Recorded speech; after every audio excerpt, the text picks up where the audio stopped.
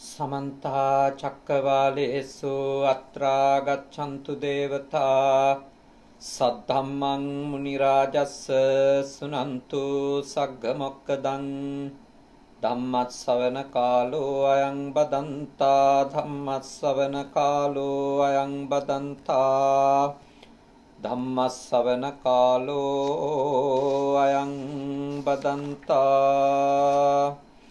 नमो तस् भगवतो अरहतो सम्मा सम्बुद्धस्स नमो तस् भगवतो अरहतो सम्मा सम्बुद्धस्स नमो तस् भगवतो अरहतो सम्मा सम्बुद्धस्स अत्तानं चेप्यं जඤ්ඤා रक्खेयनं सुरक्षितं තින්න මඤ්ඤ තරං යාමං පටිජග්ගේය පණ්ඩිතෝ කරුණික ශ්‍රද්ධාකාමී පින්වතුනි අද අපේ සදහවත් පිරිස සූදානම් වෙන්නේ භාග්‍යවත් බුදුරජාණන් වහන්සේ දේශනා කරපු උතුම් ධර්ම කාරණයක් ඉගෙන ගන්න දහම් කරුණක් ශ්‍රවණය කරලා ඒ අවබෝධ කරගන්නටයි සූදානම් වෙන්නේ. විශේෂයෙන්ම බොරලස්ගමුවේ පදිංචි ශිරෝමි සේනාරත්න නෝනා මහත්මිනිය අද මේ උතුම් පින්කම සඳහා දායකත්වය අරගෙන කටයුතු කරනවා. පසුගිය දෙසැම්බර් මාසේ 25 වෙනිදා 90 වන ජන්මදිනය සමරපු තමන්ගේ ස්වාමි පුරුෂයාගේ මෞතුමිය ක්ලෝඩීන් සේනාරත්න මාතාවට සෙත්පතන්ටත් ජනවාරි 5 වෙනිදාට තමයි අද දායකත්වය ගන්න ශිරෝමි සේනාරත්න මහත්මියගේ ජන්මදිනය යෙදී තිබුණේ. ඇයට ආශිර්වාද සලසා ගන්න ගමන්ම ඇය මේ ලෝකෙට බිහි කරපු ආදරණීය අම්මා තාත්තා දෙන්නට ඩී.ටී. පලිහක්කාර පියාණන්ට විනීතා පලිහක්කාර අම්මට ආශිර්වාද කරන්නටත් මේ උතුම් පින්කමේදී අපේක්ෂා කරනවා බලාපොරොත්තු වෙනවා. ඒ වගේම තමන්ගේ ස්වාමි පුරුෂයා චාණක්‍ය සේනාරත්න සහ දරුවෝ දෙන්නටත් විශේෂයෙන්ම අපව සම්බන්ධීකරණය කරගන්නට උපකාරවත් වෙච්ච නව ශ්‍රීලන්තේ ජීවත් වෙන අපේ සදහැවත් ජීවක කොබ්බෑකඩුව මහත්මාණන්ට අක්ෂි කොබ්බෑකඩුව මහත්මිනිය ඇතුළු බුද්ධ පුතුන් ශ්‍රාවක ඔබ හැම දෙනාටමත් ආශිර්වාද කරමින් තමයි මේ උතුම් වූ පුණ්‍ය කර්මය අද දවසේ ශිරෝමි සේනාරත්න මැතිණියගේ දායකත්වයෙන් සිද්ධ කරන්නේ. එතුමිය මේ පින්කමට සමගාමීව ආරණිකේතන භික්ෂු පුහුණු මධ්‍යස්ථානයේ වැඩ වාසය කරන අපේ පූජනීය පොඩි හාමුදුරුවන් වහන්සේලාට ප්‍රත්‍ය පහසුකම් සම්පාදනය කරලා උන්වහන්සේලාට දානමාන සකසා ගන්න අවශ්‍ය කරන පරිසරය සූදානම් කරලා දීලා ඒ පුණ්‍ය ශක්තියත් තමන්ටත් තම මව්පියන්ටත් ස්වාමි පුරුෂයාගේ මෑණියන් ඇතුළු සියලු දෙනාටම ආශිර්වාදයක් වේවා කියලා ප්‍රාර්ථනා කළා. බොහෝ දිනවල බුද්ධ පුතුන් මුහුණු පොත ඔස්සේ සද්ධර්ම දේශනාවන් ශ්‍රවණය කරමින් තමන්ගේ ජීවිතය තථාගත ධර්මය අනුව හික්මවා ගන්නට සකසා ගන්නට එතුමිය වීරිය කරන බව උත්සාහ කරන බව අපට සිහිපත් කරලා තිබෙනවා. සදහැවතුනි, මේ ධර්මය ශ්‍රවණය කරන එකේ ධර්මය දේශනා කරන එකෙහි මේ දෙකෙහිම මහා ආනිසංස තිබෙනවා. මහත් ඵල ප්‍රයෝජන තිබෙනවා. අද උදෑසන ඊයේ දවසේ සිද්ධ කරපු සද්ධර්ම දේශනාව බුදු පුතුන් මුහුණු පොතේ අද උදෑසන බුදු පුතුන් YouTube නාලිකාවට එකතු කරලා තිබුණා. ඒ දේශනාව එකතු කරලා පැයක් පමණ ගත වෙනකොට ඒ දේශනාව ශ්‍රවණය කරපු කෙනෙක් සටහනක් ලියලා තිබුණා. එකනා කියනවා මගේ ජීවිතේ මම ගන්න හදපු වැරදි තීරණයක් මං වෙනස් කළා මේ දේශනාව ශ්‍රවණය කරපු නිසා. ඉවසන එක ගොඩක් අමාරු දෙයක් කියලා.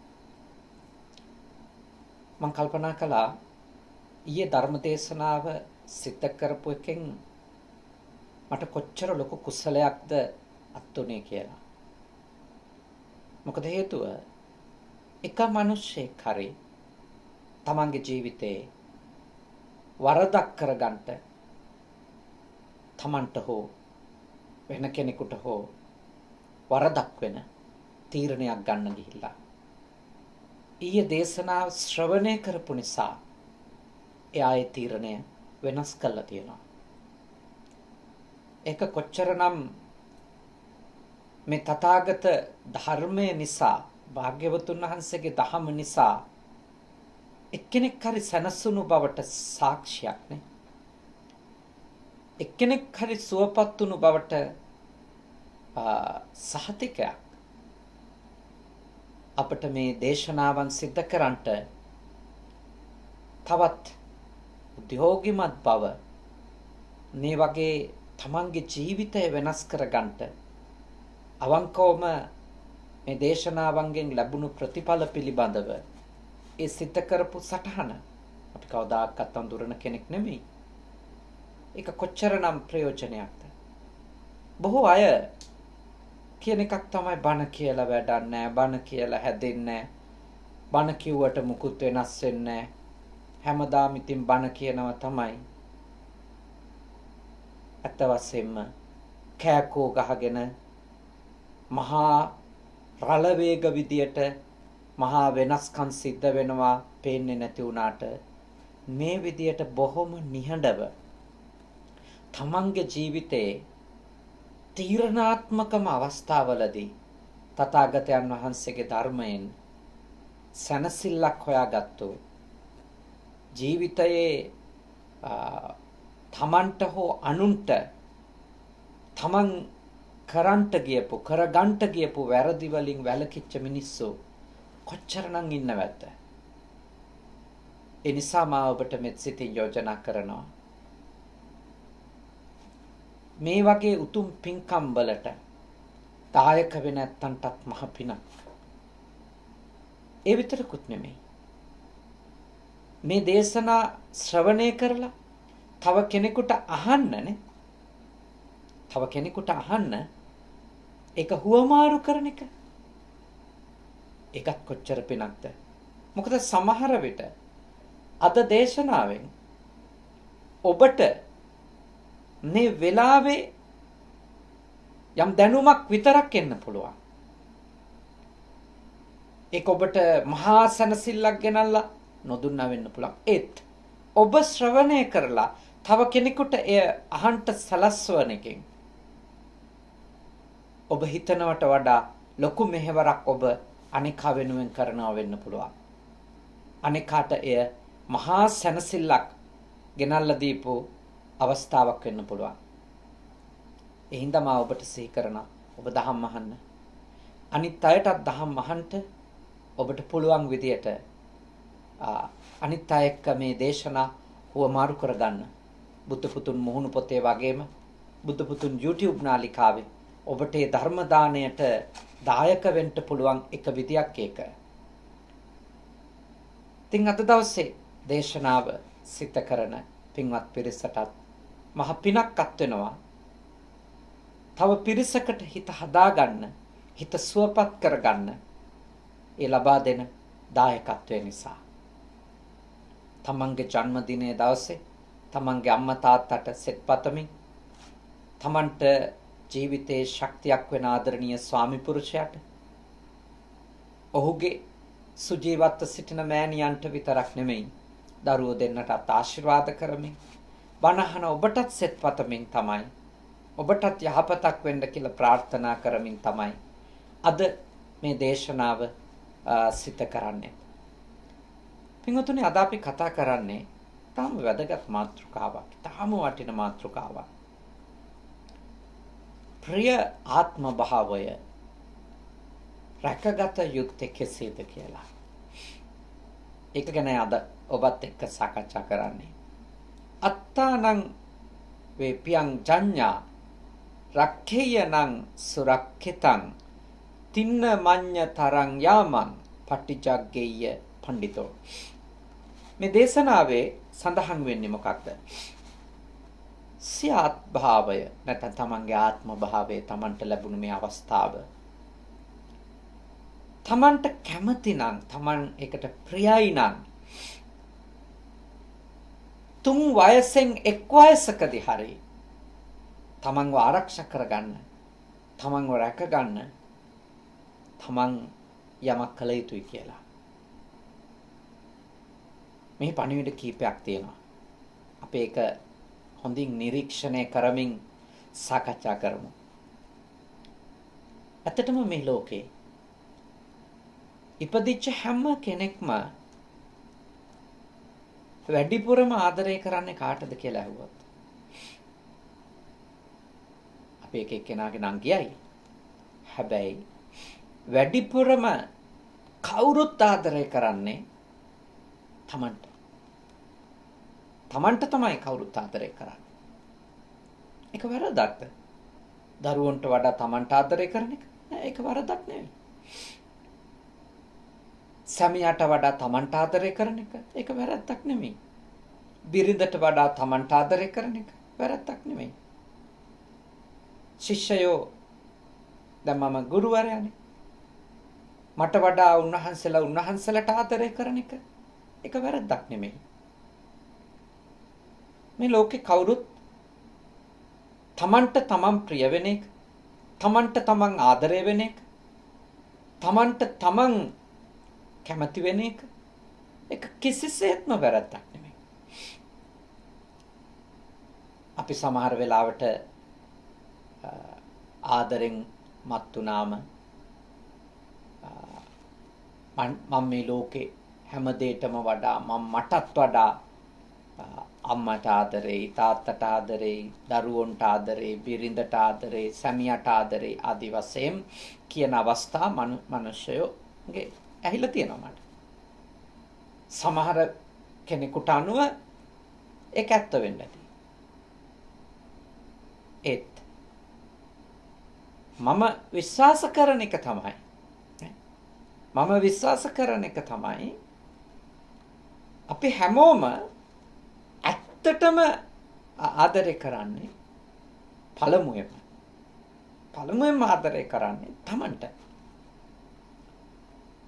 මොකද ඊළඟට කල්පනා කරොත් තමන්ට ඇත්තටම ආදරය කරන, ගෞරව කරන, මෛත්‍රී කරන, තමන් කෙරෙහි කරුණාවක් තියෙන, තමන්ට තමන් කෙරෙහි දයාවක් තියෙන කෙනෙකුට තමයි එය අනෙක් අයටත් ප්‍රදානය කරන්න පුළුවන්. අනිත් අයටත් දෙන්න පුළුවන්.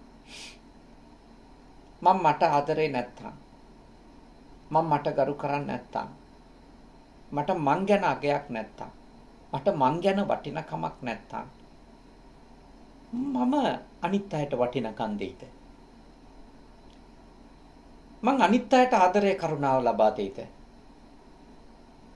ඒ නිසා ඔබ ලැජ්ජ වෙන්න අවශ්‍ය නැහැ. ඇත්තටම ඔබ පළමුවෙන්ම ආදරේ ඔබටයි කියන්නේ. මෛත්‍රී භාවනාව වඩද්දිත් අපි ඉතින් පළමුවෙන්ම මෛත්‍රිය දියුණු කරගන්නේ අප තුලනේ. අහං අවේරෝ හෝමි, මම වෛර නැත්තෙක් වෙමි, ක්‍රෝධ නැත්තෙක් වෙමි, සුවසේ දිවි ගෙවන්නෙමි, නිදුක් වෙමි, නිරෝගී වෙමි. ඒ විදියට පළමුවෙන්ම තමන් ඒක වැරදක් නෑ. මොකද හේතුව තමන් වෛර කරන්නේ නැති කෙනෙකු බවට, ඒ කියන්නේ තමන් වෛර නැත්තෙක් වුණොත්නේ අනිත් අයත් වෛර නැති අය වේවා කියලා ප්‍රාර්ථනා කරන්න අවශ්‍ය කරන පදනම හැදෙන්නේ. තමන් නිරෝගී වුණොත්නේ අනිත් අයට නිරෝගීකම ලැබේවා කියලා ප්‍රාර්ථනා කරන්න තරම් ඊටාම හොඳ පදනමක් හැදෙන්නේ. ඒ නිසා හැමෝම තමන්ට මේ ලැබුණු උතුම් වටින ආත්ම භාවයට ප්‍රිය වීම කිසි වැරද්දක් නැහැ. තමන්ට ප්‍රිය වෙන්න ඕන. තමන්ට ලැබුණු මේ අවස්ථාව ගැන අගයක් තමන්ට තියෙන්න ඕනේ. වටිනකමක් තියෙන්න ඕනේ. ඒ නිසා තමන්ව හැම වෙලාවකම ආරක්ෂා කරගන්න. තමන්ව ආරක්ෂා කරගන්න. තමන්ව ආරක්ෂා කරගන්න ඕනි කියන එක කියනකොටම මං හිතනවා බොහෝ වෙලාවට වැඩිපුරම අපි කරන්නේ ඒ වගේ දෙයක් තමයි. කියන්නේ අපි හැමතිස්සෙම අපිව ආරක්ෂා කරගන්න හැම වෙලාවකම කටයුතු කරනවා. එහෙම කටයුතු නොකරන අයත් ඉන්නවා. දැන් අපිව ආරක්ෂා කරගන්න කටයුතු කරද්දී කොහොමද කටයුතු කරන්නේ? කොයි අංශවලින්ද? පළවෙනි එක තමයි අපි උත්සාහ කරනවා හැම වෙලාවකම අපි සාධාරණයි කියන එක, අපි නිවැරදි කියන එක අනිත් අයට පෙන්වන්න. එතකොට ඒ තමන්ව ආරක්ෂා කරන්නේ කොතනින්ද? මාන්නයෙන්. ඒ කියන්නේ අපේ මාන්නය විසින් අපිව ආරක්ෂා කරගන්න තර්ක කරනවා, කෙස් පැලෙන තර්ක කරනවා. පැය ගණන් අපි ගැටෙනවා. ඒ ආරක්ෂා කරගන්න යෑම එච්චර දියුණු එකක් ලෙස බුදුදහමට අනුව කියන්න අමාරු. සමහර ලාවට අපි අපේ ඊගෝ එක තමයි එළියට එන්නේ. එහෙම නැතුව අපි ආරක්ෂා කරගන්න ඕනි දෙයක්මත් නෙමෙයි ඇත්තටම ඒ හැම වෙලාවෙම අපි ආරක්ෂා කරගන්න යන්නේ. දැන් අපි අපේ නිරෝගීකම, කය රැක ගන්න එක කළ යුතුයිනේ මේ ලෝකේ ජීවත් වෙද්දී. මේ ලෝකේ ජීවත් වෙනකොට අපි අපේ කයේ නිරෝගීකම වෙනුවෙන් කය රැක ගන්න ඕන. ඒක කළ යුතුයි. ගොඩාක් වෙලාවට අපි ඒ වෙනුවෙන් ආහාර පාන තෝර ගන්නවා. මොකද අපේ කය නිරෝගීකම ආරක්ෂා කරගන්න. ඒ නරක දේවල් නෙමෙයි.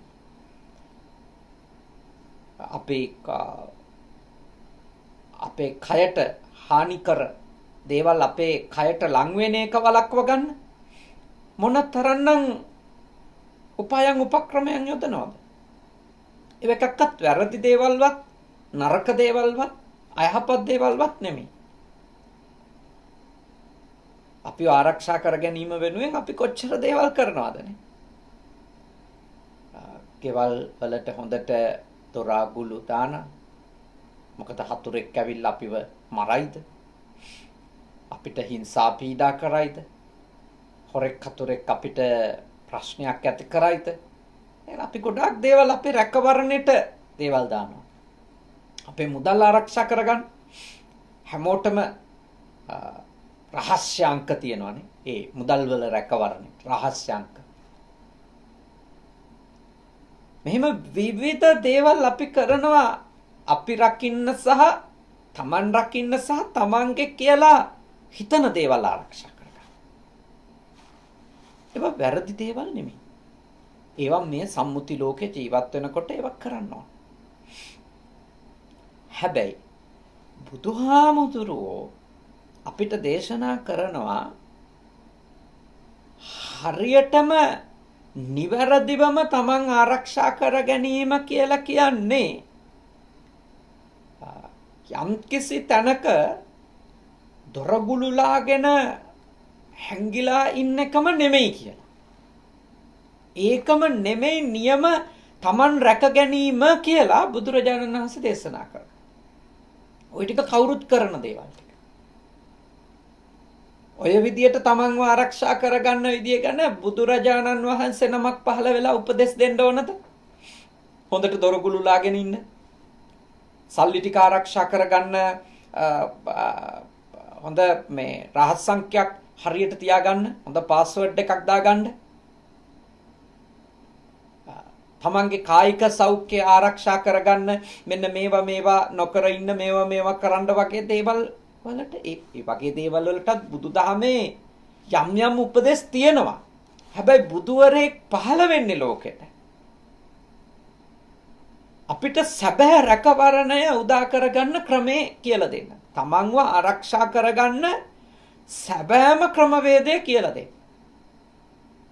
ඉතින් උන්වහන්සේ අපට කියලා දෙනවා කොයි ආකාරයටද තමන්ව තමන් විසින් ආරක්ෂා කරගන්න ඕනේ කියලා.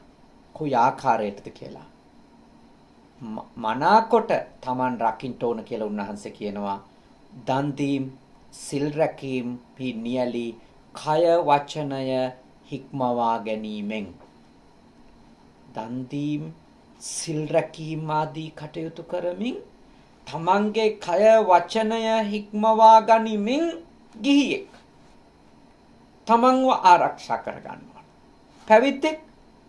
පැවිද්දෙක් ගැන කියන්නේ සිල් පිරීම්, භාවනා වැඩීම්, දහම් හැදෑරීම් ආදී දේවල් කරමින් පැවිද්දෙක් තමාගේ ආත්ම භාවය ආරක්ෂා කරගන්නවා.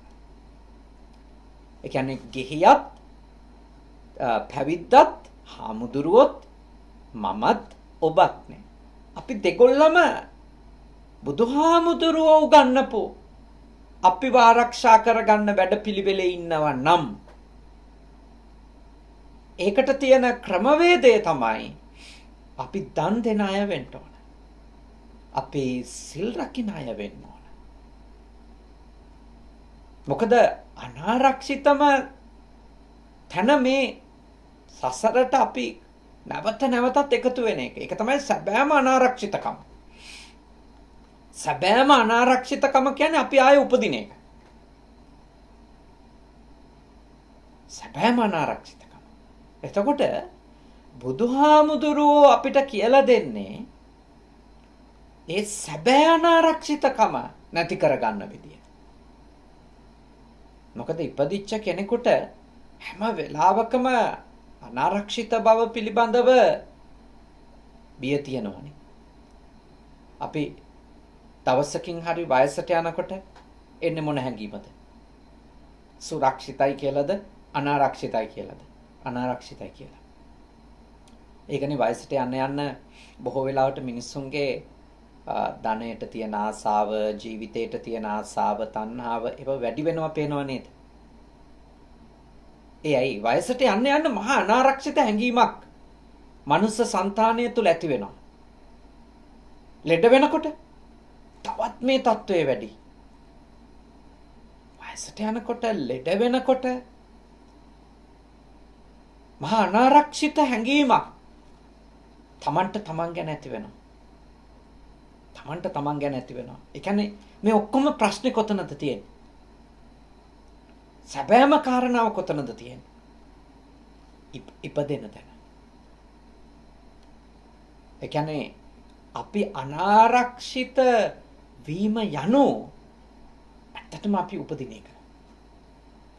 දැන් බුදුරජාණන් වහන්සේ අපිට දේශනා කරන්නේ අන්න ඒ අනාරක්ෂිත භාවය අපිට ඇති වෙන හේතු නැති කරන වැඩපිළිවෙලක පුහුණු වෙන්න කියලා. ඒ අනාරක්ෂිත භාවය ඇති වෙන්නේ අපි උප්පත්තිය ලබන නිසා. එතකොට ඒ උප්පත්තිය ලබන එක නැවතත් උපදින එක මේ සසරේ.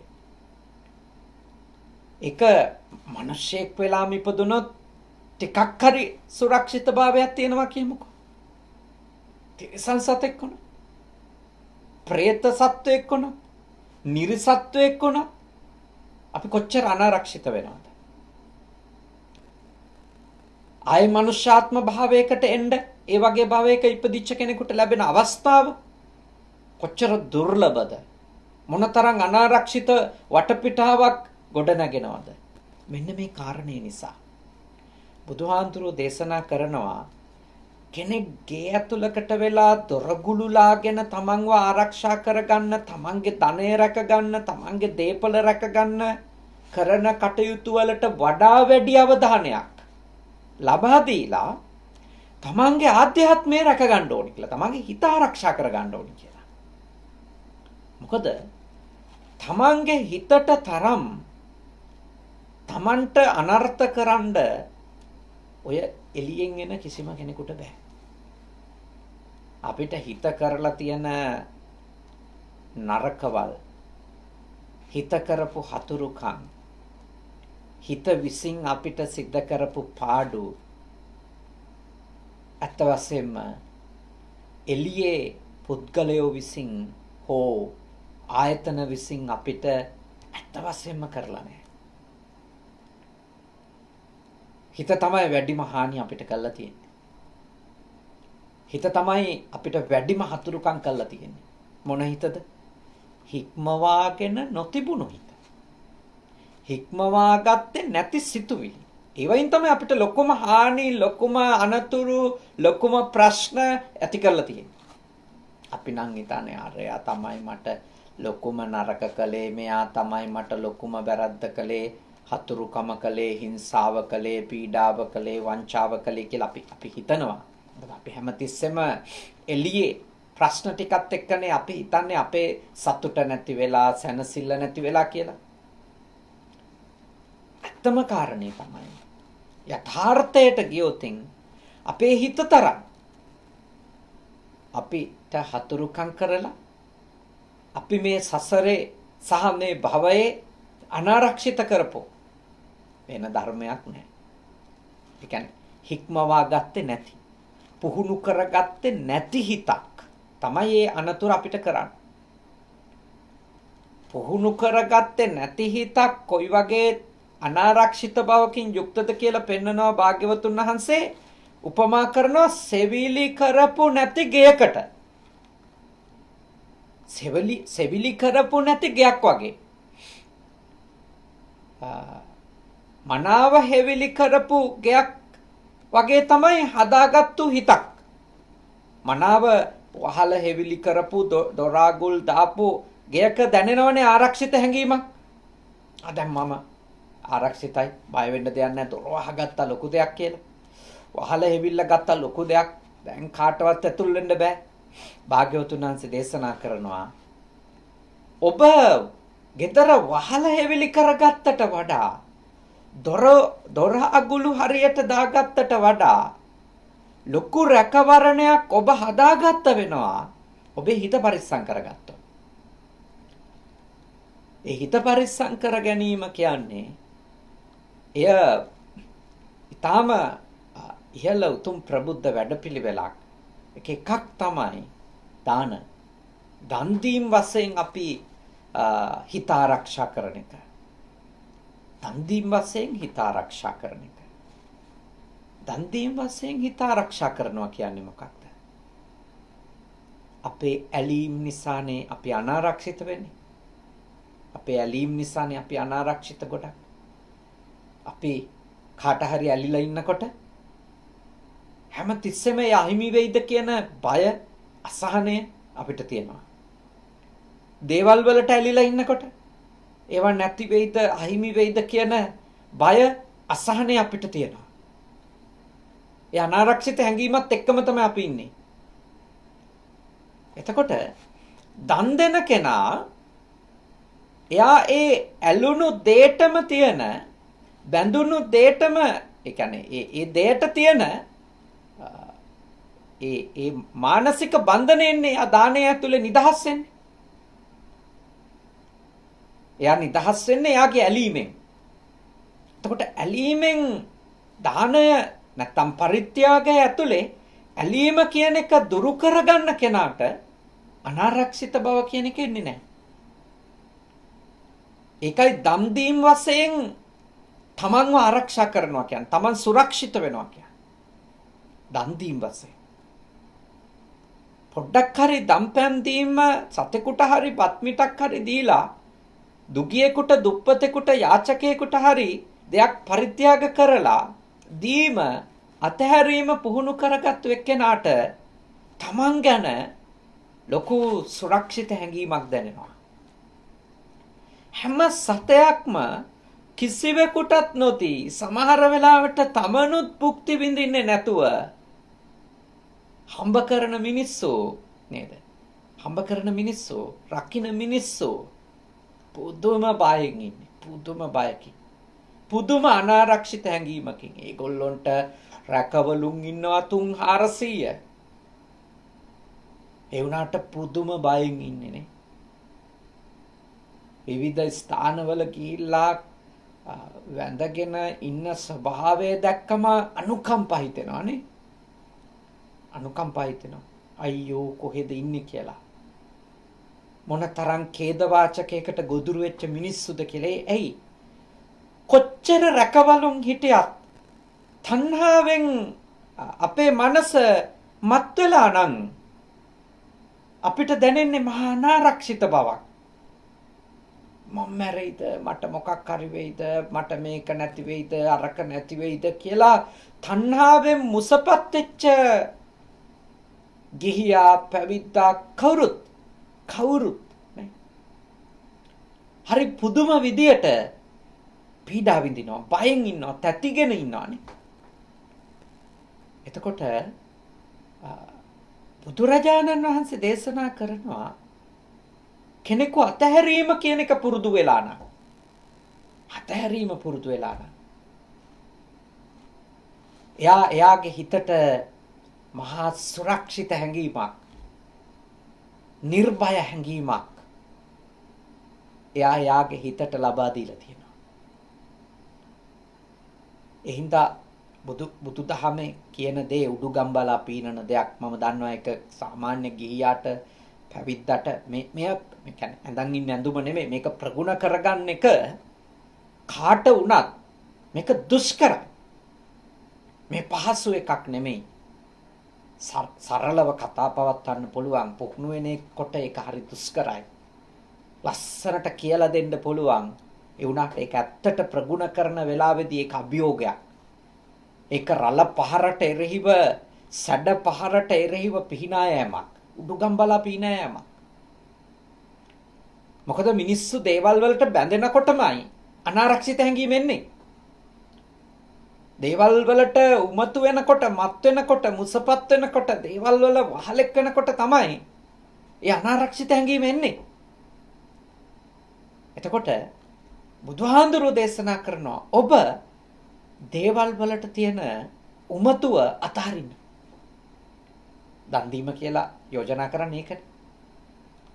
දේවල් වල තියෙන මුසපත් භාවය මගේ කියලා අල්ලගෙන ඉන්න ඒ දැඩි මානසිකත්වයෙන් ඔබ යම් වෙලාවක නිදහස් වෙනවද ඔබට මහ සුරක්ෂිත හැඟීමක් දැනෙනවා කියලා. අපි 100%ක් තාම මෙතන නිදහස් නැහැනේ. මම නිදහසුත් නැහැ, ඔබ නිදහසුත් නැහැනේ. තණ්හාවෙන් 100%ක්. හැබැයි අපි දැන් අපේ අත්දැකීමට අපි යමු. අපේ ප්‍රත්‍යක්ෂයට. අපේ ප්‍රත්‍යක්ෂයට යනකොට අපිට තේරෙනව නේද? අපේ සමහර දේවල් වලට තිබුණු දැඩි බැඳීම්, දැඩි තෘෂ්ණාවල් අතහැරලා දාපුවා. අන්නේ අතහැරලා දාපු දේවල්, අපේ හිත නිදහස් කරගත්තු දේවල් නිසා අපිට දැන් බය දැනෙනවද? අපි මනසින් අතහැරපු දේවල් නිසා අපිට තැති ගැනීමක් තියනවද? අපි මනසින් නිදහස් වෙච්ච දේවල් නිසා අනාරක්ෂිත හැඟීමක් තියනවද? මං විශ්වාස කරනවා ඔබට හැම දෙයකින්ම නිදහස් වෙලා නැති නිසා පරිපූර්ණ සුරක්ෂිත හැඟීම ඔබට ඔබ ගැන ආවේ නැති වුණාට ඔබ යමකින් ඔබ තෘෂ්ණාවෙන් තිබෙන බන්ධනයෙන් යම් දෙයක් ගැන ඔබ නිදහස්ද? ඔබ මිදිලාද? ඒ දේවල් එක්ක ඔබට මහා සුරක්ෂිත හැඟීමකින් වැඩ කිරීමේ, කටයුතු කිරීමේ ශක්තිය ඔබ තුල නිර්මාණය වෙලා ඇති. බය නැහැ. එයයි.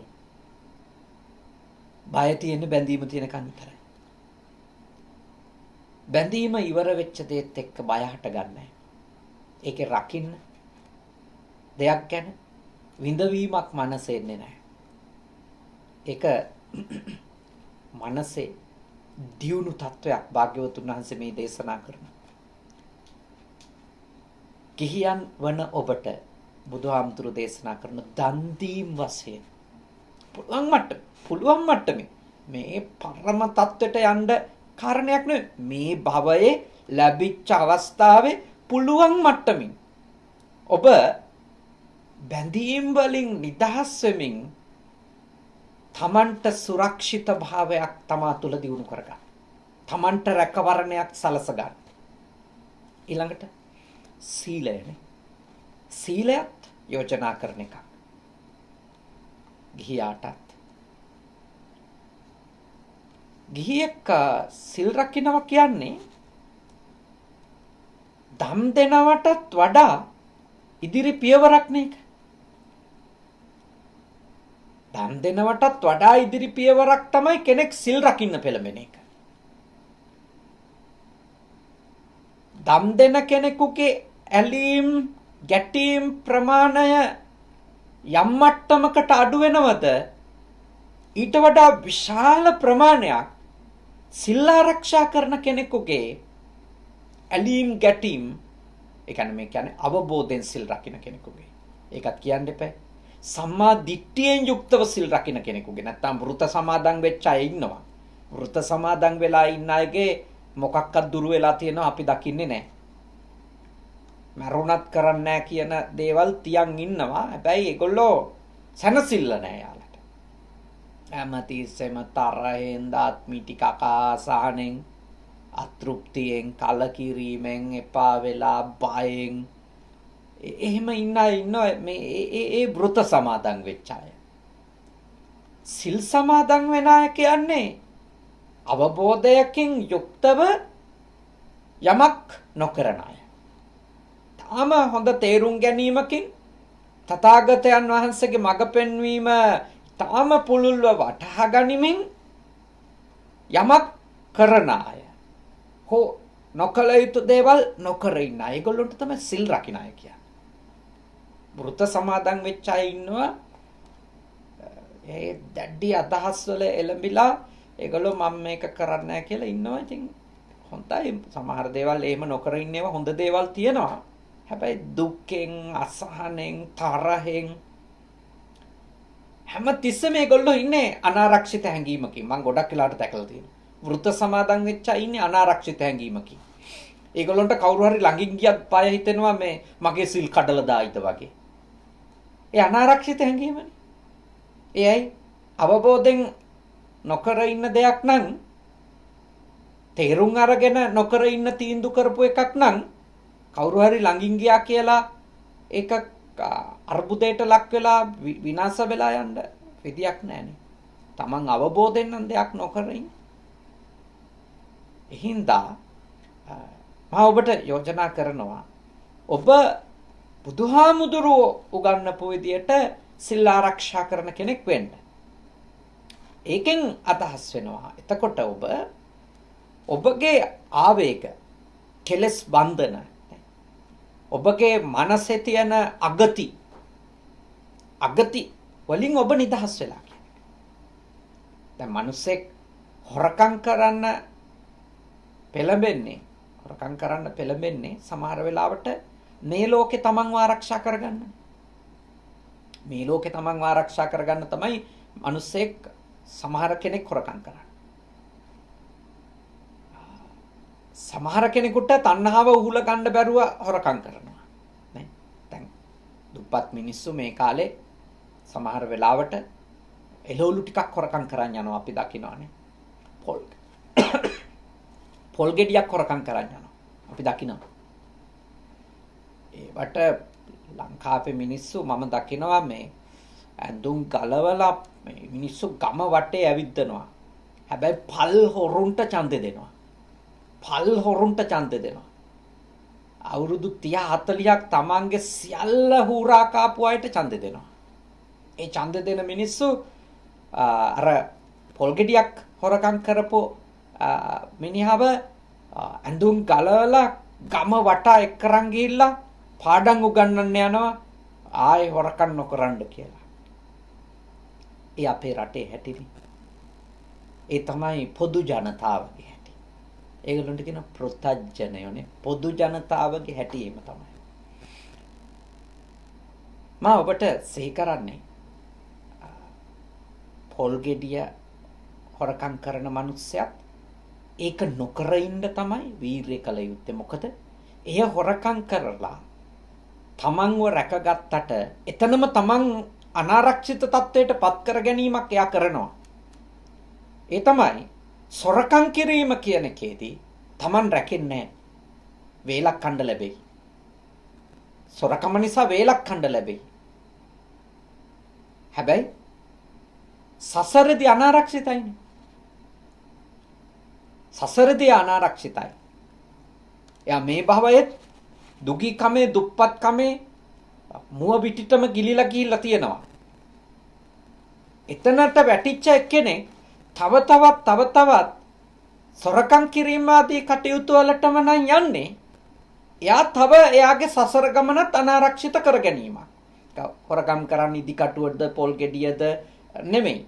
ඒ කොයිකත් නොකල යුතු එක නොකල යුතුයි. නොකල යුතු එක නොකල යුතුයි. ඒ වගේමයි මහා පරිමාණය හොරකම් කරන මිනිස්සු. ඒගොල්ලන්ටත් ඒ තියෙන්නේ ඒ අනාරක්ෂිත හැඟීමක්. ඒ කියන්නේ මේ ටික නැති වුණොත් මට මදි වෙයි, අපේ පවුලේ අයට මදි වෙයි, දරුමුණුබුරු මිනිබිරියන්ට මදි වෙයි. ඔහොම කිය තමයි මිනිස්සු. ඒ කියන්නේ මහා පරිමාණයෙන් හොරකම් කරන මිනිස්සු. ඒ හොරකම් කරන්නේ ඒගොල්ලෝ රැක ගන්න. ඒගොල්ලෝ හිතන ජීවිතේ රැක ගන්න. හැබැයි ඒගොල්ලෝ කොච්චර ලොකු අනාරක්ෂිත බවකටද ඒ මහා පරිමාණ හොරකම්, වංචා, දූෂණ, මංකොල්ලකෑම්, සූරාකෑම් ඇතුලේ ඕම් ගමන් කරමින් තියෙන්නේ. විශාල හානිය ඒගොල්ලෝ කරගනිමින් ඉන්නවා. ඒ හානි ගණනය කරන්නට බැරි තරම් බලගත්ු හානි. ඒක මතක තියාගන්න ඕන. ඒවා ගෙවන්න වෙන ආත්ම ගාන කීයක් වෙයිද කියලා හිතා ගන්න බැරි තරම්. ඒවා ගෙවන්න වෙන ආත්ම ගාන. එඳ බුද්ධිමත් වෙන්න. කවුරු හරි කෙනෙක්, මම හරි ඔබ හරි අපි කවුරු හරි කෙනෙක් සීලයෙන් අපිරිසිදු වෙනවා කියන්නේ සමහර වෙලාවට අපි සීලයෙන් අපිරිසිදු වෙලා මේ ආත්මේ පොඩි දේවල් ටිකක් අපිට ලබා ගන්නවා. හැබැයි අපි භයානක සසරේ අන්තිමටම අතරමං වෙච්ච මිනිස්සෙක් බවට පත් වෙනවා. අනාරක්ෂිතම තත්ත්වයට අපි වැද දැම්ම වෙනවා. සොරකම් කරමින්, ප්‍රාණඝාත කරමින්, කාම මිත්‍යාචාරයට යමින්, බොරු කියමින්, කේලම් කියමින්, පරුස වචන කියමින්, හිස් වචන කියමින් කවුරු හරි කෙනෙක් කටයුතු කරනවා නම් එයාව අනාරක්ෂිත තත්ත්වයට දාගන්නවා. එයා හිතන්නේ නෑ මේවා කිව්වේ නැත්තම් කොහොමද මේකේ රැකිලා ඉන්නේ කියලා. එහෙමම යන්නේ. ආමුදුරෝ කිව්වට මේවා කරන්නේ කොහොමද ආන්දරනේ බොරුවක් නැතුව කියලා අහනවනේ. මේවා රැක ගන්න නම් බොරුව ඕන, කේලම ඕන, පරුස වචනේ ඕන, හිස් වචනේ ඕන. මම ඔබට සිහි කරනවා. ඔව් දොරවල් වහගත්තමත් පොඩි අනාරක්ෂිත, ඒ කියන්නේ සුරක්ෂිත හැඟීමක් එනවා තමයි. හැබැයි දොරවල් වහගෙන ඔබට කොච්චර කාලයකටද දේවල් රකින්න පුළුවන්? ඔබට කොච්චර කාලයකටද දේවල් ඔබේ කරලා තියාගන්න පුළුවන්? කබඩ් වල යතුරු ඔක්කොම ඉනේ ගහගෙන ඔබට කොච්චර කාලයකටද දේවල් රැක ගන්න පුළුවන්? මතක තියාගන්න. ඔබ ඊටාම බුද්ධිමත් වෙන්න. අපි හැම වෙලාවකම වැඩි අවධානයක් යොමු කරන්නේ අපේ මේ ලෝක ජීවිතේ අපි යම් දේවල් හොඳ හෝ නරක, යුක්තිගරුක හෝ අයුක්තිගරුක, නීතිගරුක හෝ අවනීතික මොකක් හරි ක්‍රමයකින් ලබාගෙන අපිට සුරක්ෂිත බවක් ගොඩනගා ගන්න. මිනිස්සු උත්සාහ කරන එකට. හැබැයි ඒ මිනිස්සුන්ට තේරෙන්නේ නැති එක තමයි බුදුවරයෙක් ලෝකෙට පහළ වෙලා තෝරලා දෙන එක තමයි ඔයගොල්ලෝ ඔය වැරදි ක්‍රමවේද වලින් තමන්ව ආරක්ෂා කරගන්න කරන දේවල් නිසා ලොකු අනාරක්ෂිත බවක් සසර පුරාවටම ගොඩනගා ගන්නවා. ඒ නිසා ඔක කරන්න එපා. සිල් රකින්න කියන්නේ ඒකයි. සබ්බපාපස්සකරණම් කියලා සියලු බුදුවරු දේශනා කරන්නේ මොකටද? රැකවරණය වෙනුවෙන්. ඒ තමයි අපිට සුරක්ෂිත වෙන්න කියලා දීපු යෝජනාව. බුදුරජාණන් වහන්සේලා මේ ලෝකේ පහළ වෙලා අපට සිද්ධ කරපු උතුම් ආරක්ෂිත වැඩපිළිවෙල සබ්බපාපස්සකරණ. ඒ තථාගතයන් වහන්සේලා මේ ලෝකේ පහළ වෙලා බොහොම දුර්ලභව කලාතුරකින් පහළ වෙලා අපිට දේශනා කරනවා. ඒ මාර්ගය අපිට පෙන්වනවා. ඒ නිසා අපේ පින්වතුන්ලට මා යෝජනා කරනවා බුදුහාමුදුරුවෝ ගිහියන් වන ඔබට පැවිද්දන් වන අපට සුරක්ෂිත වෙන්න. අපිව ආරක්ෂා කරගන්න. දේශනා කරපු වැඩපිළිවෙලේ දානය තියෙනවා. සීලය තියෙනවා. ඊළඟට භාවනාව තියෙනවා. අපිව රැකගන්න. ඇත්තටම අපිව ආරක්ෂා කරගන්න ඕන නම් අපි භාවනා වැඩිම වශයෙන් සමත විදර්ශනා වැඩිම වශයෙන් ධර්ම ශ්‍රවණය කරමින් චිත්ත ඒකාග්‍රතාවය ඒ තුල දියුණු කිරීම වශයෙන් අපේ මනසට පූර්ණ අවධානයක් අපි යොමු කරගෙන සිටිය යුතු වෙනවා. අපේ සුරක්ෂිතකම ගොඩ නැගෙන්නේ අපේ සතිමත් බවත් එක්ක, සම්පජඤ්ඤයත් එක්ක, යෝනිසෝ මනසිකාරයත් එක්ක අපේ සැබෑ සුරක්ෂිත බව ගොඩ නැගෙන්නේ Tamanට ඇත්තටම Taman ආදරේ නම්. Tamanට ඇත්තටම Taman ආදරේ නම් ඒ සුරක්ෂිත බව Taman ගොඩනගා ගන්න ඕන. ඔය බෝධිරාජ කියන කුමාරයා විවාහ වෙලා අලුත් මාලිගයක් හදලා බුදුහාමුදුරුවන්ට ආරාධනාවක් කළා. ගෙදරට වඩින්න කියලා. ඒගොල්ලෝ බුදුහාමුදුරුව වඩින කොට ගෙදරට ඇතුල් වෙන්න කලින් පාවඩයක් දාලා හිතින් අතිෂ්ඨානයක් කළා. අපි දෙන්නට පින්වන්ත දරුවෝ ලැබෙනවා නම් භාග්‍යවතුන් වහන්සේ මේ පාවඩය මතින් වඩින්න ඕනෑ කියලා. භාග්‍යවතුන් වහන්සේ ඒ පාවඩය උඩින් වැඩියේ නෑ. එතනින් වඩින්න නැතුව හිටියා. ඇහුවා ඇයි ස්වාමීනි ඔබ වහන්සේ මේ පාවඩේ උඩින් වඩින්නේ නැත්තේ? භාග්‍යවතුන් වහන්සේ දේශනා කළා ඔබ යම් ප්‍රාර්ථනාවක් එක්කනේ මේ කෙළුවේ. ඒක ඉෂ්ට වෙන්නේ. ඒ හින්දා මම මේ මහරහතුන් වහන්සේලා මේ පාවඩේ උඩින් වඩින්නේ. බුදුහාඳුරු හේතුව දේශනා කළා. එක භවයක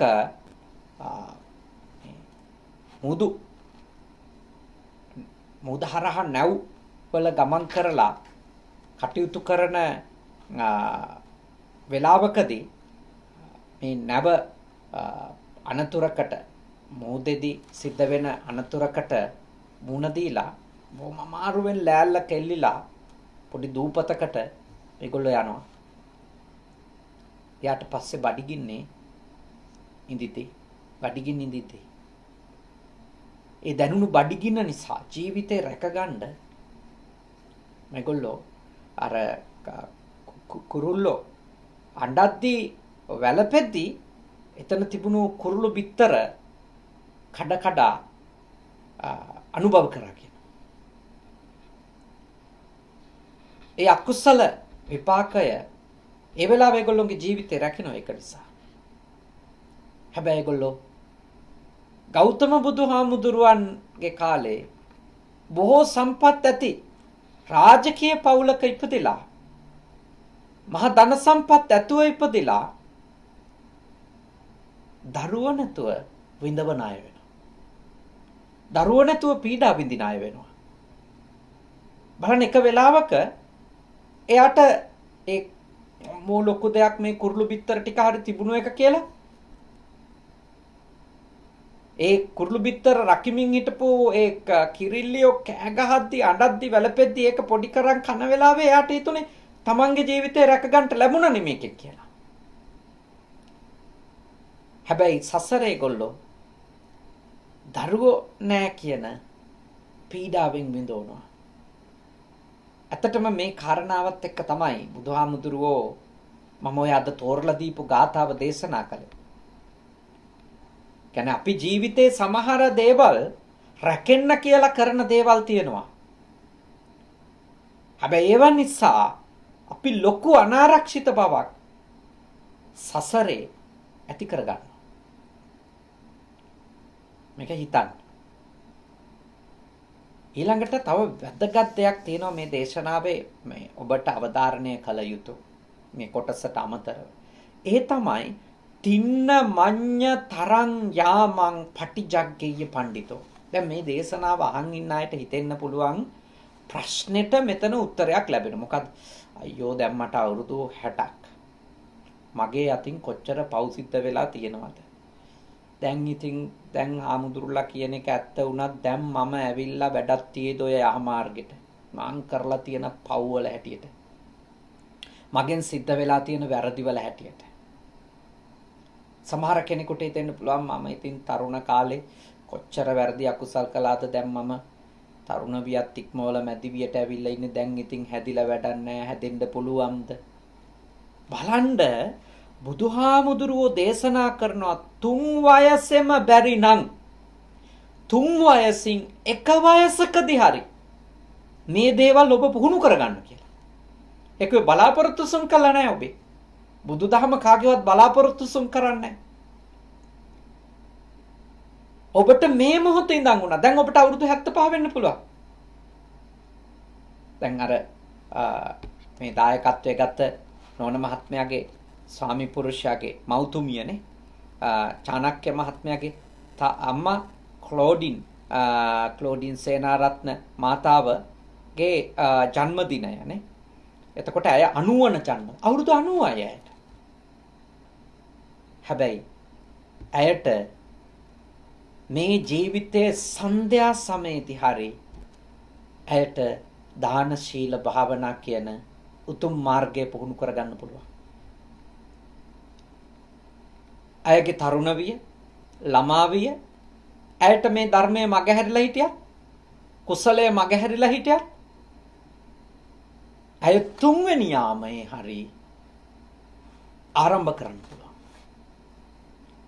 ඒකත් මහා අස්වැසිල්ලක් වෙයි. සුරක්ෂිත බවක් තමන්ගේ ජීවිතේට තමන්ගේ භව ගමනට ගොඩනගා ගත්ත වෙනවා. බලාපොරොත්තු සුන් කරගන්න එපා.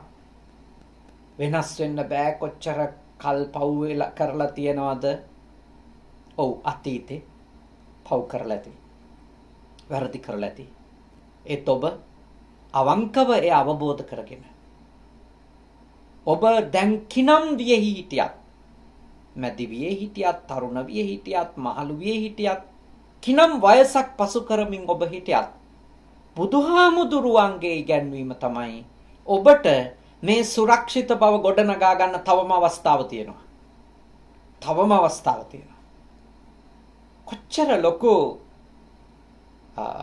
සාධනීය බලාපොරොත්තුවක් අපිට බුදුරජාණන් වහන්සේ ඇති කළා තියෙනවා. දැන් සමහරු නම් බණිනවනේ බුදුදහමේ හෙවණැල්ලවත් වැටිච්ච නැති අය බණිනවනේ. කරන්න තියෙන ඒවා ඔක්කොම කරලා දැන් පන්සල් යනවා. ඉතින් ලොකු දෙයක් නේ දැන් හරියන්නේ ඒක පන්සල්. එහෙනම් පන්සල් යන්න හිතෙච්ච එකත් ලොකු දෙයක් නේ. දැන් ඔය හොඳට බණ ඇහුවට අපි දන්නවා යා ගැන. ඉතින් අතීතේ එහෙම ඇති. ඉතින් බුදුහාමුදුරුවෝ කියලා තියනවාද ඒ වගේ අයට වෙනස් වෙන්න බෑ. ඒගොල්ලෝ දැන් බණ අහලා වැඩක් නැහැ කියලා. ඇයි එහෙනම් භාග්‍යවතුන් වහන්සේ දේශනා කරන්නේ? තින්න මඤ්ඤ තරඤ්ඤා මම් පටිජග්ගේය පඬිතෝ නුවණැත්තා මොලේ තියෙන මිනිස්සයා බුද්ධිමතා ප්‍රඥාවන්තයා ඥානවන්තයා ජීවිතේ 3 යාමයෙන් 1 යාමයකදී හරි නිවැරදි වෙනවා. යහපත් වෙනවා. දාන සීල භාවනා ප්‍රගුණ කරගන්නවා. ඒ නිසා අතීතයට සාප කර කර එච්චර පව වුණා කියලා හිත ඉන්න එපා. ඒ අතීතය. අතීතය ඉවරයි. ආයේ අපි කොහොම කරත් ඒ අතීතය ඇදලා ගන්න බෑ. ඒත් අපිට මේ මොහොත තියෙනවා. මේ මොහොත. වයස කීය වුණත් ඔබට. වයස කීය වුණත් ඔබට මේ වෙලාවේදී ඔබට වෙනස් වෙන්න පුළුවන්. ඔබට මේ සුරක්ෂිත බව ගොඩනගා ගන්න පුළුවන්. සුරක්ෂිත බව ගොඩනගා ගන්න පුළුවන්. මේ යහපත් සිතුවිල්ල ඔබට වයස කීයදී වුණත් ඇති කරගන්න පුළුවන්කම තියෙනවා. මේ නිවැරදි මාවතට එන එක ඔබට වයස කීයදී වුණත් ඔබට පුළුවන්කම තිබෙනවා ඒ මාර්ගයට එන්න. ඒකයි මා ඔබට මෙත් සිතින් යෝජනා කරන්නේ.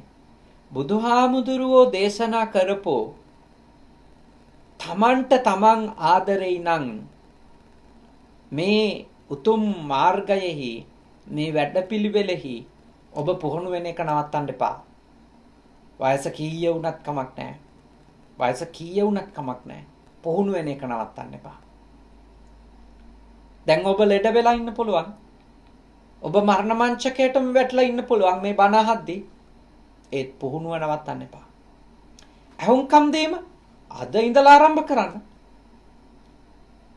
භාවනා වැඩිම අද ඉඳලා ආරම්භ කරන්න. මේ මොහොතේ පටන් ආරම්භ කරන්න. අකුසලයෙන් වැළකීම, පරිත්‍යාගශීලී වීම මේ මොහොතේ ඉඳන් ආරම්භ කරන්න. ඔබ ප්‍රමාදයි. බුදුදහමේ නෑ. බුදුදහම යෝජනා කරන්නේ මේ මොහොතේ ඉඳලා හරි ඔබ ඒ මාර්ගයට එන්න කියලා. හංවඩු ගහන්නේ නැහැ කවුරුත්. මෙයා මෙහෙම කෙනෙක් විදියටමයි මැරෙන්නේ, මෙයාට වෙනස් වෙන්න බෑමයි කියලා එකක් බුදුදහමේ නැහැ. බුදුදහම හැම වෙලාවකම කියන ඔබට වෙනස් වෙන්න පුළුවන්. 3 යාමයෙන් මොන යාමේ හරි කමක් නැහැ. ළමා වියේ බැරි වුණා නම් තරුණ වියේදී, තරුණ වියේදී බැරි වුණා නම් මහලු වියේදී හරි ඔබ වෙනස් වෙන්න ඕන. මා වෙනස් වෙන්න ඕන. අපි කාටවත් බලාපොරොත්තු සුන් කරගන්න කිසිම කාරණාවක් නැහැ. අපි කාටත් යහපත් වෙන්න තවමත් ඉඩක් තියෙනවා. ඊළඟ මොහොතේ මිය ගියත් අපි මේ වෙලාවේ හරි අපේ වැරදි ටික අවබෝධ කරගත්තා කියන්නේ. අපි හරියට තේරුම් ගත්තා කියන්නේ අපි යන්න ඕන මාර්ගය. ඒ මාර්ගය කියලා දීපු භාග්‍යවතුන් වහන්සේ ගැන ශ්‍රද්ධා මාත්‍රයක් හරි අපි ඇති කරගත්තා කියන්නේ අපි ලොකු යහපතක් කරගත්තු කෙනෙක් වෙනවා. එහින්දා ඔබට ආදරේ නම් ඔබට ඇත්තටම ඔබ ආදරේ නම් ඔබ මේවා ගැන හිතන්න. දැනට ඔබ කරන දේවල් ඔක්කොම නවත්තන්න කියලා නෙමෙයි කියන්නේ. ඔබ මේ ලෝකෙදී ආර්ථිකමය වශයෙන් ශරීර සෞඛ්‍යයෙන් නිරෝගීකම ඔය වාගේ කාරණා වලින් ඔබව ආරක්ෂා කරගන්න ඔබ දේවල් කරන්න. ඒව කරන්න. ඒව වැරදි නෙමෙයි. හැබැයි ඒ ඔබගේ නිරෝගීකම වෙනුවෙන්, ඔබගේ සුඛෝපභෝගීත්වය වෙනුවෙන්, ඔබගේ කායික ආරක්ෂාව වෙනුවෙන් ඔබ හෝ මම වැරදි අකුසල් කරන තත්ත්වයටපත් නොවිය යුතුයි. පව් අකුසල් කරන තත්ත්වයට අපිපත් නොවිය යුතුයි. පව් අකුසල් කරන තත්ත්වයට අපේ පත් උනොතින් වෙන්නේ අපි මේ භවයේ රැකෙන්න කියලා කරපු සියලු දේවල් වතුරට දැම්ම වෙනවා. මොකද අපි මේ භවයේ රැකෙන්න කියලා කරපු හැම දෙයකින්ම කරලා තියෙන්නේ අපේ සසර අනතුරකට දා ගැනීමක් නම් අපි හරියට කොච්චර ලොකු විපතක් අපි අපිට කරගත්තු අය වෙනවද? ඒ නිසා බුද්ධිමත් කලකිරෙන්න එපා. අඬලා වැළපිලා අයියෝ මට වැරදුනා හිතන්න එපා. ඔව් වැරදුනා, වැරදුණු බව දකින්න. නිවැරදි වෙන්න පුළුවන් කියලා බුදුහාමුදුරුවෝ දේශනා කළා තියෙනවා. ඒ වැඩ පිළිවෙල අඳුන ගන්න. ඒ වැඩ පිළිවෙලේ පුහුණු වෙන්න. ඔබට තවම කල්ලිකුත් වෙලා නැහැ. ඔබට තවම නිවැරදි වෙන්න තියෙන අවස්ථාව ඉවර වෙලා නැහැ. වයස කීය වුණත්, කොතනක ජීවත් වුණත්, මොන ආර්ථික මට්ටමේ හිටියත් ඔබට ඇත්තටම ආදරේ නම් ඔබ දානය, ශීලය, භාවනාව කියන උතුම් වූ වැඩපිළිවෙල තුළ තමන් ආරක්ෂා කරන්න. තමන් ආරක්ෂා කරන්න. තමන් මේ විදියට ආරක්ෂා කරගන්න අය තමයි ලෝකෙ හැමෝටම රැකවරණයක් දුන්නු අය බවට පත් වෙන්නේ. ඉතින් අද දවසේ මේ තථාගතයන් වහන්සේ වදාළ උතුම් දේශනාව ඔබට ශ්‍රවණය කරන්නට අවස්ථාව ලැබුණේ සදහවත් ශිරෝමි සේනාරත්න මහත්මිනියගේ දායකත්වයෙන්. එතුමියගේ ආදරණීය ස්වාමි පුරුෂයා චාණක්‍ය සේනාරත්න මහත්මාණන් දරුවෝ දෙන්න ඒ පවුලේ පින්වත් පිරිස මේ උතුම් පින්කම කරද්දී බණහපු ඔබටත් උතුම් අවබෝධයක් ලබා ගන්නට ලැබුණා. පින් කුසල් රැස් කර ගන්නට යෙදුණා. අපි සියලු දෙනාම රැස් කරගත්ත පින් කුසල් අපි දෙවියන්ට අනුමෝදන් කරමු. දෙවියෝ පින් අනුමෝදන් වෙත්වා. දෙවියන්ගේ ආශිර්වාදය, ආරක්ෂාව, බැල්ම ශක්තිය දෙසැම්බර් මාස 25 වෙනිදා 90 වන ජන්මදිනය සමරපු ස්වාමි පුරුෂයාණන්ගේ ආදරණීය මව ක්ලෝඩීන් සේනාරත්න මාතාවට ලැබේවා. එතුමිය නිදුක් වේවා, නිරෝගී වේවා, සුවපත් වේවා, චිරජීවනයේ ලැබේවා. ඒ වගේම ජනවාරි මාසේ 5 වෙනිදා ජන්මදිනය සමරපු ශිරෝමි සේනාරත්න මහත්මියගේ ආදරණීය අම්මයි තාත්තයි ඩීඩි පලිහක්කාර පියාණන්, විනීතා පලිහක්කාර මාතාව ඇතුළු ඒ සියලු දෙනාටත්, එතුමියටත්, එතුමියගේ ආදරණීය ස්වාමි පුරුෂයාට වගේම දරුවන්ටත් මේ පින්කම් කරගන්න අපිව සම්බන්ධීකරණය කරලා දීපු නව ශ්‍රීලන්තේ ජීවත් වෙන එතුමියගේ කල්යාණ මිතුරියන්, අපේ සදහවත් දායක පින්වත් දෙපළ, අපේ ජීවක කොබ්බැකඩුව මහත්මාණන්ට, ඒ වගේම අක්ෂි කොබ්බැකඩුව මහත්මිය ඇතුළු ඒ සියලු දෙනාටත්, බණහපු ඔබටත්, බුද්ධ පුතුන් ශ්‍රාවක සියලු දෙනාට වගේම පූජනීය කනගවා සුගත භාවනා මධ්‍යස්ථානයේ පූජ්‍ය සුගත සෙනසුන සහ කංසාය සුගත භාවනා මධ්‍යස්ථානයේ නිර්මාතෘ හුරුළුනිකවැවේ සද්ධාවාද සුදම්ම සාමීන්ද්‍රයාණන් වහන්සේට, ඒ වගේම සේනාසනාධිකාරී අම්පිටියේ සද්ධාවාද ස්වාමීන් වහන්සේ ඇතුළු පූජනීය මහා සංඝරත්නයටත්, ලංකාවාසී ලෝකවාසී සියලු දෙනාටත් තින් අනුමෝදන් වන දෙවියන්ගේ ආශිර්වාදයෙන් නිදුක් බව, නිරෝගී බව, සුවපත් බව, චිරජීවනයේ උදා වේවා. සියලු යහපත සැලසේවා. දෙවියෝද මේ පින්බෙලෙන් නිවන් අවබෝධ කරත්වා. සාදු සාදු සාදු. ඒ වගේම විශේෂයෙන්ම දායකත්වය අරගෙන කටයුතු කරන්නට යෙදුන ඒ ශිරෝමි සේනාරත්න මහත්මිනියගේ නමින් මියගිය සියලු ඥාති හිත මිත්‍රාදීන්ට, ඒ ස්වාමි පුරුෂයාණන්ගේ නමින් මියගිය ඥාතීන්ට වගේම බණහපු ඔබ නමින් අප නමින් මියගිය මේ භවයේ ඥාතීන්ට වගේම අපේ සසර ගමනේ ඥාතීන්ටත් මේ පින් කුසල්ලත් වේවා. උතුම් අමා මහ නිවනම අවබෝධ වේවා. සාදු සාදු සාදු. අවසාන වශයෙන් ඔබ අප හැම දෙනාට, දෙවි දේවතාවුන්ට, මියගිය සියලුම ඥාතීන්ට මේ පින් කුසල්ලත් වේවා. මේ භවයේ පුරාම සත්පුරුෂ කල්යාණ මිත්‍ර ඇසුර ලැබේවා. සද්ධර්මයේ මැසේවා. ධර්මානුධර්ම ප්‍රතිපත්ති පූර්ණේ කරගෙන ඉක්මන් භවයකදී නිවනින් සැනසෙන්නට මේ කරගත්තු පින් කුසල් අපි හැම දිනාටම පාරමී ධර්ම වේවා. සාදු සාදු සාදු.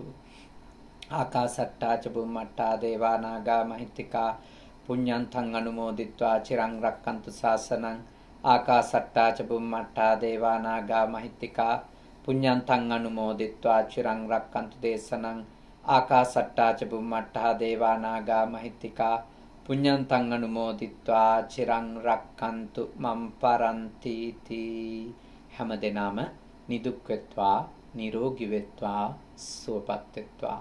සාදු සාදු සාදු.